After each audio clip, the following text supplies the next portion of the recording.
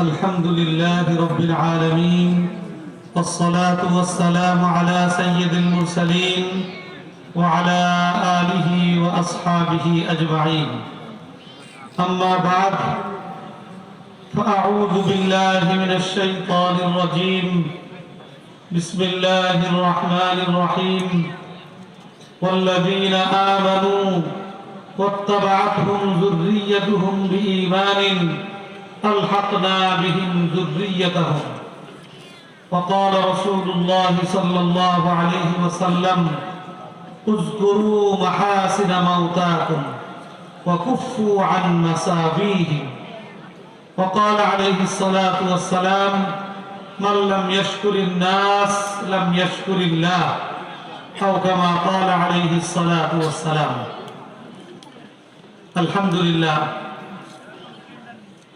শাইখুল হাদিস আল্লামা আজিজুল হক রহমতুল্লাহ আলাইহি এবং তারই অত্যন্ত প্রিয় স্নেহভাজন ছাত্র এবং তার দীর্ঘ কর্মজীবনের সহকর্মী বসিলার কৃতি সন্তান মাওলানা আব্দুল মালেক রহমতুল্লাহ আলাইহির স্মরণে বসিলাবাসীর উদ্যোগে আয়োজিত এই ওয়াজ ও দোয়া মাহফিলের সম্মানিত প্রধান অতিথি বছিলা এখন অন্যতম মুরব্বী আলহাজ এম.এস. আহমদ আলী এখানে উপস্থিত আছেন বছিলা গুরুত্বপূর্ণ গণ্যমান্য মুরব্বী আর একরামগণ যাদের মধ্যে অন্যতম আলহাজ আব্দুল হাকিম, আলহাজ আব্দুর রশিদ তালুকদার সাহেব, আলহাজ নুরুল আমিন সাহেব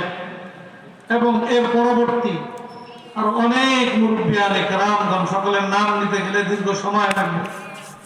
এখানে এই সকল মুরব্বিয়ান একরাম এবং তাদের পরবর্তী প্রজন্ম এবং তার পরবর্তী প্রজন্ম, এখানে আলহামদুলিল্লাহ 3 প্রজন্ম উপস্থিত আছে।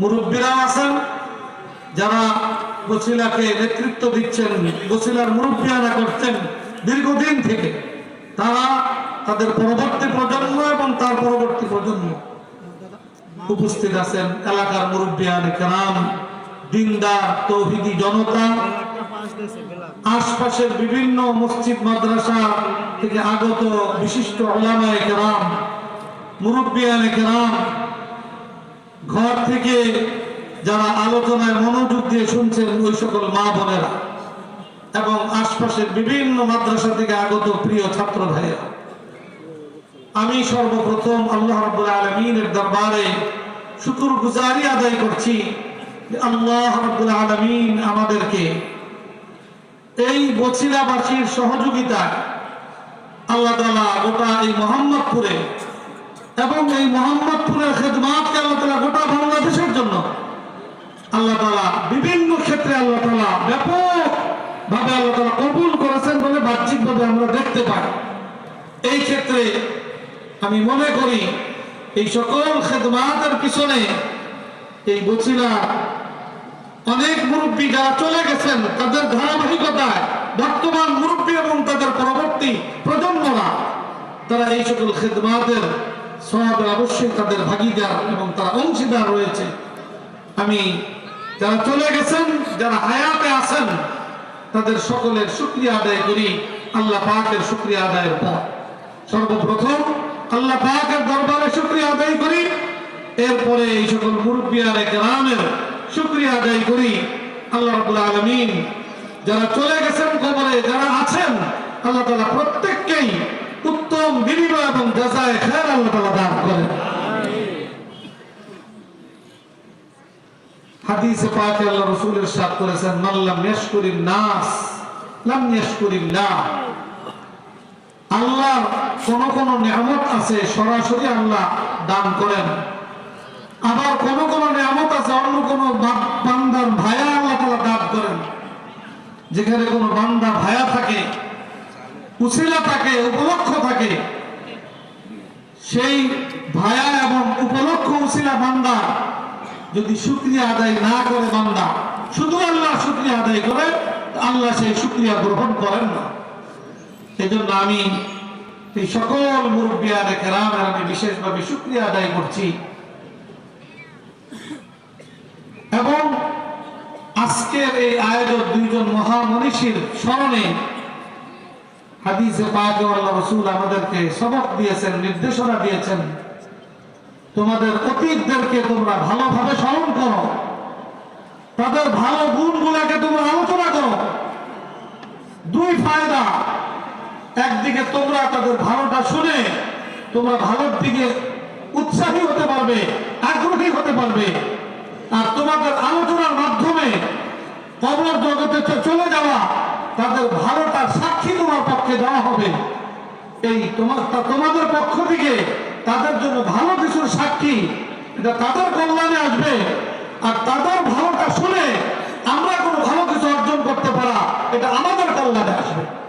এই জন্য আল্লাহ রাসূল বলছেন, উযকুরু মাহাসিনা মাউতাকুম, তোমাদের মাঝ থেকে যারা চলে যাবেন, তারা চলে যাওয়ার পরে তাদের ভালো গুণাগুণগুলা তোমরা নিজেদের মধ্যে আলোচনার একটা পরিবেশ বজায় রাখো। মানুষ মাত্রই তাদের মধ্যে কোনো ভুল ভ্রান্তি ত্রুটি বিচ্যুতি থাকতে পারে, আল্লাহ রাসূল সেইগুলার আলোচনা থেকে বিরত থাকার নসিহত করেছেন, নির্দেশনা দিয়েছেন। আমরা গোটা বসিলাকে আমরা সেই 1988 সন থেকে দেখছি। এখন তো এই পুরা জায়গাগুলা ভরাট হয়ে একাকার হয়ে গেছে, কিন্তু দীর্ঘদিন পর্যন্ত বসিরা একটা নির্দিষ্ট এরিয়ার মধ্যে সীমাবদ্ধ ছিল। এবং আলহামদুলিল্লাহ বসিলাবাসীর মধ্যে, পুরো এলাকার মানুষের মধ্যে যে একটা হৃদ্যতাপূর্ণ, একটা মহাব্বতপূর্ণ ঐক্যবদ্ধ একটা পরিবেশ, এটা আমরা নিজের নজরে বছরকে বছর আমরা প্রত্যক্ষ করেছি। এবং এই বসিলা ভালো কিছুর ক্ষেত্রে হযরত মাওলানা আব্দুল মালিক রাহমাতুল্লাহ আলাইহি, যার স্মরণে আজকের আয়োজন, তার একটা অগ্রণী ভূমিকা দীর্ঘ সময় পর্যন্ত তিনি রেখে গেছেন। আলহামদুলিল্লাহ, আহমদ ভাই বললেন যে 1978 সালে বসিলা ফাইজুল উলুম মাদ্রাসা প্রতিষ্ঠিত করার মাধ্যমে বসিলা গ্রামের মধ্যে আল্লাহর কোরআনের আলো ছড়িয়ে দেওয়ার যে গাছ তিনি বপন করেছেন, আলহামদুলিল্লাহ সেই গাছে একাধিক বহু ফল আল্লাহ তাআলা দান করেছেন। এবং তার এই খেদমতের ধারা শুধু বসিলার মধ্যে সীমাবদ্ধ থাকেনি। আমাদেরকে যখন আল্লাহ তাআলা এই মোহাম্মদপুরে দিয়ে আসলেন, আমরা স্মরণ আছে তখন যে শাইখুল হাদিস আল্লামা আজিজুল হক রাহমাতুল্লাহ আলাইহি, যার স্মরণে আজকের আয়োজন, আমাদের এই বাংলাদেশের উপরে যে সকল বুজুর্গানে দ্বীন মুরব্বিয়ানে কেরামের ইহসান আর অনুগ্রহ, এই পরিমাণ যে মানুষ শুকরিয়া আদায় করে সেটা শেষ করতে পারবে না, সেটা আলোচনা করে ভাষায় ব্যক্ত করা পরিপূর্ণরূপে সম্ভবপর নয়। এরকম বুজুর্গ ছিলেন তিনজন। শামসুল হক ফরিদপুরি রাহমাতুল্লাহ আলাইহি সদস্য হুজুর নামে পরিচিত ছিলেন, মুহাম্মদুল্লাহ হাফিজ জি হুজুর রাহমাতুল্লাহ আলাইহি, আব্দুল ওয়াহাব পীর জি হুজুর রাহমাতুল্লাহ আলাইহি। এই গোটা ঢাকা রাজধানী এবং রাজধানীকে উসিলা করা গোটা বাংলাদেশে ঈমান ইসলামের অগ্রযাত্রার ক্ষেত্রে এই তিন বুজুর্গের অনেক বড় অবদান রয়েছে। এই বাংলাদেশের মুসলমানদের উপরে তাদের অনেক বড় ইহসান রয়েছে। এবং এই তিন বুজুর্গের হাতে গড়া, তাদের স্বীকৃতিপ্রাপ্ত মহান ব্যক্তিত্ব এবং বুজুর্গ হল শাইখুল হাদিস আল্লামা আজিজুল হক রাহমাতুল্লাহ আলাইহি। শামসুল হক ফরিদপুরি রাহমাতুল্লাহ আলাইহির কথা অনেক মুরব্বিদের থেকে শুনেছি, কিতাবের মধ্যে পেয়েছি যে শামসুল হক ফরিদপুরি রাহমাতুল্লাহ আলাইহি কথা বলতেন যে কিয়ামতের ময়দানে আল্লাহ রাব্বুল আলামিন যদি জিজ্ঞেস করেন, হে শামসুল হক, তুমি আমার জন্য কি নিয়ে আসছো? তো শামসুল হক ফরিদপুরি রাহমাতুল্লাহ আলাইহি তখন বলতেন যে আমি আল্লাহর দরবারে দুইজন মানুষকে পেশ করব। এই দুই মানুষকে পেশ করে আমি বলবো যে আল্লাহ, আমি বেশি কিছু পারি নাই, এই দুইটা মানুষকে তোমার জন্য আমি তৈরি করেছি, তাদেরকে দ্বীনের জন্য আমি এমন ভাবে তৈরি করেছি যে তাদের সারা দেশের মানুষের দ্বীনি ফায়দার জন্য তারা যথেষ্ট ছিল। তার মধ্যে একজন ছিলেন শাইখুল হাদিস আল্লামা আজিজুল হক রহমতুল্লাহ আলাইহি, আরেকজন ছিলেন হযরত মাওলানা হেদায়েতুল্লাহ মুহাদ্দিস রহমতুল্লাহ আলাইহি। তো শাইখুল হাদিস রহমতুল্লাহ আলাইহি ওই ব্যক্তি। আল্লাহ তাআলা আমার অনেকেরই বক্তব্য আমি শুনেছি, অনেকে এটা মনে করেন যে মোহাম্মদপুর রসুল পাক সাল্লাল্লাহু আলাইহি ওয়াসাল্লামের নামে নামকরণ, কিন্তু এই এলাকা সেইভাবে এই 1988-90 দশক পর্যন্ত এইখানে তেমন কোন দ্বীনি প্রতিষ্ঠান, কোন ভালো দ্বীনি প্রতিষ্ঠান এই গোটা মোহাম্মদপুর অঞ্চলে গড়ে ওঠেনি। বরং এই এলাকা বেদাত রুসুমাতের একটা বড় কেন্দ্র আরো অনেক আগের থেকে প্রতিষ্ঠিত হয়ে এটা এই শুধু মোহাম্মদপুর না, গোটা দেশের মধ্যে বেদাত রুসুমাত প্রচলনে তারা অনেক ভূমিকা রেখেছে। হয়তো বা আল্লাহর কুদরতি মানসা ছিল যে মোহাম্মদপুরের নামের ইজ্জত রক্ষায়, নামের সামঞ্জস্যে, দ্বীনের দুর্গ গড়ে তোলায় কোন একজন মহান ব্যক্তির একটা বাহ্যিক উপায় উপকরণের প্রয়োজন ছিল। আল্লাহ রাব্বুল আলামিন কুদরতি ভাবে এই মোহাম্মদপুরকে দ্বীনি ব্যাপারে আবাদ করার জন্য মনে হয়েছে শাইখুল হাদিস আল্লামা আজিজুল হক রহমতুল্লাহ আলাইহিকে ওই কাজের জন্য আল্লাহ তাআলা নির্বাচন করেছে, যার কারণে তার দীর্ঘ সময় জামিয়া কুরআনিয়া লালবাগ, তার আগে বড়গাটরা মাদ্রাসায় কাটার পরে তার জীবনের শেষ প্রান্তের একটা দীর্ঘ সময় এই মোহাম্মদপুর অঞ্চলে কেটেছে। এবং মোহাম্মদপুরে তার দ্বীনি খিদমতের ক্ষেত্রে তার সবচেয়ে বড় সহযোগী এবং সহকর্মী ছিলেন আজকের আরেকজন, যিনি মাওলানা আব্দুল মালিক রহমতুল্লাহ আলাইহি। তিনি শাইখুল হাদিস রহমতুল্লাহ আলাইহির শাগির্দ ছিলেন এবং এই দীর্ঘ শেষ জীবনে তার অন্যতম সহকর্মী এবং সহযোদ্ধা ছিলেন। আমরা তাদের এই সকল ভালো গুণাবলী হযরত শাইখুল হাদিস রহমতুল্লাহ আলাইহিকে তার হায়াত পর্যন্ত, তার জীবদ্দশা পর্যন্ত বাংলাদেশে যত লাইনের দ্বীনি বড় বড় খিদমত হয়েছে, প্রতিটা খিদমতের মূল নেতৃত্বের জন্য আল্লাহ রাব্বুল আলামিন শাইখুল হাদিস আল্লামা আজিজুল হক রহমতুল্লাহ আলাইহিকে নির্বাচন এবং কবুল করেছিলেন। যারা সেই সময়কার ওই পরিস্থিতিগুলা প্রত্যক্ষ করেছে তারা সবাই এর সাক্ষী। কিন্তু অত্যন্ত দুঃখজনক একটা বাস্তবতা যে আমরা আমাদের মুরব্বিয়ানে কেরামদেরকে ভালোভাবেই স্মরণ করতে চাই এবং আমরা সাধারণ মানুষকে সেই শিক্ষাই দিতে চাই। কেউ যদি আমাদের পূর্ববর্তী আকাবিরিন, পূর্বসূরি আকাবিরিন বুজুর্গানে দ্বীনের কোন নেতিবাচক কোন আলোচনা আমাদের সাধারণ মানুষকে দিয়ে তাদের ভিন্ন কিছু বুঝাইতে চায়, নেতিবাচক আলোচনা করে পরিবেশকে গন্ধা করতে চায়, বসিলার মধ্যে যে একটা সুন্দর ঐক্যবদ্ধ একটা পরিবেশ, এটার মধ্যে কেউ যদি বিশৃঙ্খলা সৃষ্টি করতে চায় তাহলে আমরা এর সুযোগ দিব না ইনশাআল্লাহ।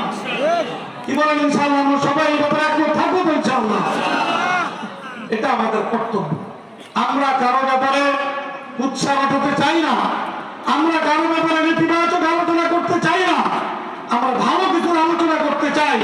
মানুষের ভিতরে বিভিন্ন সময় বিভিন্ন পৃথিবীর ইতিহাসে অনেক বড়দের মধ্যে অনেক সময় বিভক্তির সৃষ্টি হয়েছে, ভুল বুঝাবুঝি হয়েছে, দূরত্ব হয়েছে।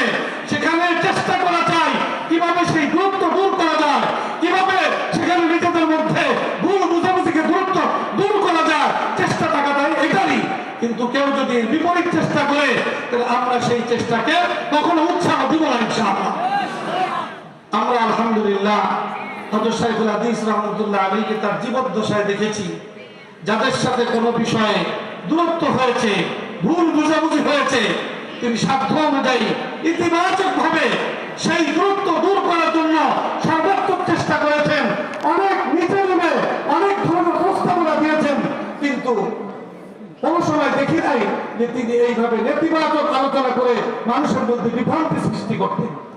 অতএব আমরাও হযরত শাইখুল হাদিস রহমতুল্লাহ আলাইহির সেই নীতি আদর্শকে বুকে ধারণ করে আমরাও চাই, এবং আলহামদুলিল্লাহ আমাদের অনেক মুরব্বীগণ এখানে সাক্ষী আছেন। এই যে আমাদের আল-হাফেজ আহমদ আলী, ওনারা তো কিছু কথা বললেন, এমনি বলেন নাই, ওনারা বাস্তবতাটাকে প্রত্যক্ষ করে ওনাদের প্রত্যেকের মনে অনেক বড় আঘাত লেগেছে, যে আঘাতের তিনারা আজকে কিছু কথা বলতে বাধ্য হয়েছেন। কিন্তু আমি আপনাদেরকে বলবো, ইনশাআল্লাহ আমরা হযরত শাইখুল হাদিস রাহমাতুল্লাহ আলাইহি সেই নীতি আদর্শকে বুকে ধারণ করে আমরা দূরত্বকে বুঝানোর চেষ্টা করব, দূরত্বকে আরো বেশি দূরত্ব পরিণত করার তখন আমরা চেষ্টা করবো না ইনশাআল্লাহ।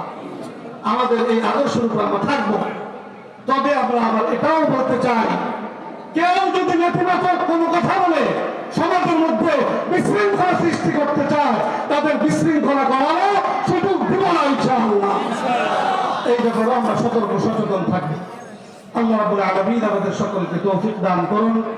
আমি আর দীর্ঘ আলোচনা করব না, আমরা সকলে প্রতীক্ষায় আছি মাওলানা মামুনুল হকের আলোচনা শুনবার। তো আমি আমার সভাপতি হিসাবে আমি আজকের এই মাহফিল বাস্তবায়নে বছিলা আলহামদুলিল্লাহ অনেক যুবক, প্রবীণ, নবীন সকলে সম্মিলিতভাবে অত্যন্ত আন্তরিকতার সাথে মেহনত করে আজকের এই মাহফিল, আজকের এই সুন্দর সমাপ্তি পর্যন্ত পৌঁছাতে সক্ষম হয়েছে।